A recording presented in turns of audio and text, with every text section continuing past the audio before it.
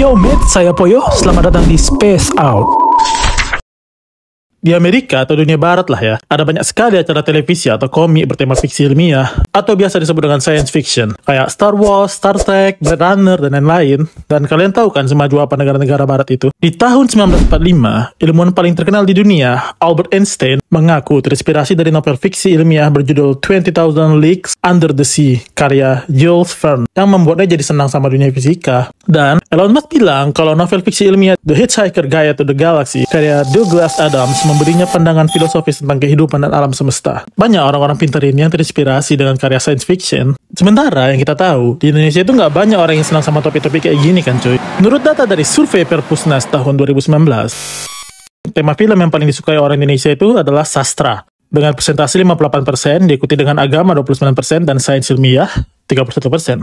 Lumayan juga sih ya peminatnya. Tapi kalau kita nonton di TV, YouTube, atau sosmed lain, hampir gak pernah kita dengar tentang sains ini kan. Yang viral itu ya drama-drama berantem, giveaway, mandi lumpur, gibah artis, masalah toleransi agama, cogil, ya gitu-gitulah. Itulah yang kita tahu secara gamblang. Hidup udah pusing bang, gua mah buka internet untuk cari lucu-lucu aja.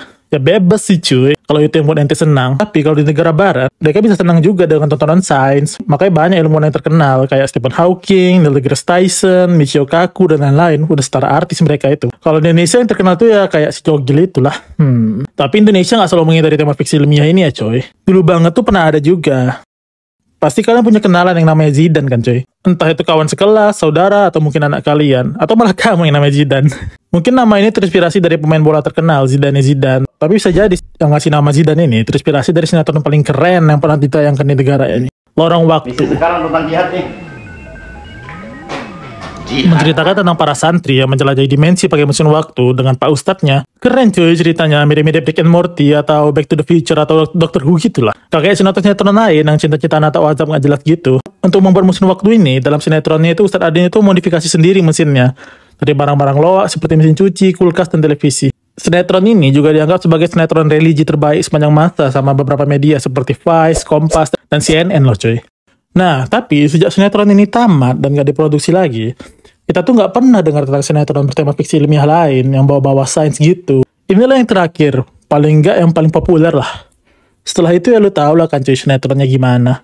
Karena sebenarnya watak masyarakat suatu negara itu bisa kita lihat dari tontonan favorit mereka. Contohnya seperti drama Korea, yang sering menggambarkan kemesraan dan cerita cinta. Atau Indonesia yang sering menayangkan sinetron religi atau azab. Kalau sadar, di Jepang juga paling banyak sekarang cerita isekai kan cuy. Karena banyak di sana yang nggak senang sama kehidupan nyata dan pengen pindah alam aja. Ya bisa dinilai sendiri lah ya. Karena memang kalau dilihat dari segi ekonomi, pihak entertainment pasti cuma bakal mutar apa yang bakal laku kan cuy. Karena mereka itu mencari keuntungan, bukan tugas mereka untuk mendidik bangsa. Walau itu tetap jadi tanggung jawab mereka seharusnya ya. Nah, pertanyaan besarnya, kalau aja sejak tahun 2000-an awal itu sinetron yang ditayangkan itu cuma science fiction dan bukan cinta-cintaan, apakah Indonesia bakal lebih gencar-gencaran mengejar kemajuan teknologi daripada berusaha menjadi orang kaya yang tinggal di rumah gedongan ala Indonesia? Karena ternyata berdasarkan jurnal yang gue jumpai ini kan cuy, pakai jurnal gue sekarang cuy, ada datanya. Misi fiksi ilmiah memiliki peran penting dalam perkembangan ilmu pengetahuan dan teknologi. Karena dapat memberikan inspirasi, motivasi, kritik, dan wawasan bagi para ilmuwan dan penemu. Seperti Einstein atau Elon Musk yang kita bahas di awal video tadi, yang ngaku kalau mereka senang sama sains karena karya fiksi ilmiah. Walau, berdasarkan jurnal tadi, dampak negatifnya juga ada cuy. Contohnya penggemarnya jadi halu. Kayak Elon Musk gitu yang anggap kita hidup dalam simulasi. Dan ngasih ketakutan dan kecemasan berlebih tentang dunia. Mereka yang doyan yang nonton sinetron cinta ya gak bakal khawatir kan cuy tentang AI yang bakal ngambil alih dunia. Gak peduli mereka itu. Yang penting besok makan apa kan gitu orang itu mikirnya kan. Yang mereka khawatirkan itu ya pacarnya selingkuh atau enggak nih. Jadi sekarang kita udah tahu nih kan cuy. Ternyata tontonan memang ada pengaruhnya ke watak masyarakat. Nah sekarang apa yang kira-kira bakal terjadi sama negara kita? Kalau misalnya dari awal tahun 80-an dulu, Indonesia itu lebih banyak menayangkan serial fiksi ilmiah daripada cinta-cintaan. In a nutshell, masyarakat Indonesia bakal jadi lebih tertarik dan terlibat ilmu pengetahuan dan teknologi karena terinspirasi oleh berbagai karya fiksi ilmiah yang menampilkan kemajuan dan inovasi di bidang tersebut. Mungkin bakal ada lebih banyak ilmuwan dan penemu atau peneliti yang berasal dari Indonesia ya, dan mereka bisa ngasih kontribusi yang signifikan untuk perkembangan dunia. Mungkin yang terkenal dengan teori-teori brilian tentang semesta di dunia, namanya bakal Slamet Raharjo, nama orang Indonesia gitu. Masyarakat Indonesia menjadi lebih kritis dan berpikir di luar kota karena terbiasa dengan berbagai karya fiksi ilmiah yang menaruhkan pandangan dan perspektif yang baru Karena orang berlomba-lomba untuk mencari prestasi di bidang sains, jadi ya pemerintah pun fokusnya bakal ke sana kan. Bukan kayak kita sekarang yang orang-orang pintarnya gak terpakai di negara sendiri. Miris cuy. Negara kita juga mungkin lebih cepat mencapai predikat negara maju. Mungkin ada juga dampak negatif atau yang tidak diinginkan dari menonton terlalu banyak serial fiksi ilmiah. Ya itu, satu negara jadi lain pemikirannya. Karena kebanyakan nonton film fiksi ilmiah ini yang menggambarkan dunia dan realitas yang beda dari yang kita kenal. Mungkin ada lebih banyak kesenjangan, ketimpangan, dan ketidakpedulian yang terjadi antara masyarakat Indonesia. Dan kayak kaum LGBTQ yang, tahulah. Masyarakat Indonesia juga menjadi terlalu skeptis dan berpikir negatif. Karena terkejut dengan berbagai karya fiksi ilmiah yang menampilkan kemungkinan dan kenyataan yang buruk tentang masyarakat atau dunia. Mungkin ada lebih banyak ketakutan, kecemasan, dan depresi yang dialami oleh masyarakat Indonesia. Dan mereka juga bisa kehilangan harapan dan optimisme terhadap masa depan. Jadi nihilism gitulah.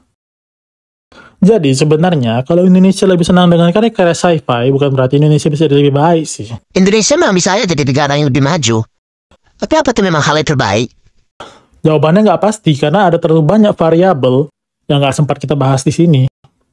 Karena setiap pilihan memiliki potensi dan risiko yang berbeda ya cuy. Yang penting adalah bagaimana kita bisa menyeimbangkan antara menikmati dan belajar dari karya fiksi ilmiah tanpa kehilangan kenyataan dan tanggung jawab kita sebagai warga negara Indonesia.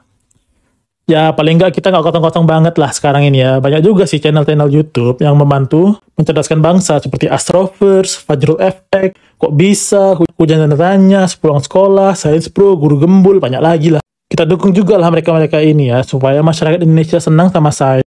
Salah satu caranya dengan subscribe dan share channel ini. Canda-canda cuy. Sekian mate, saya Poi undur diri, space out. Tapi serius sih, apa gua bikin konten bagi-bagi aja ya biar konten gua rame.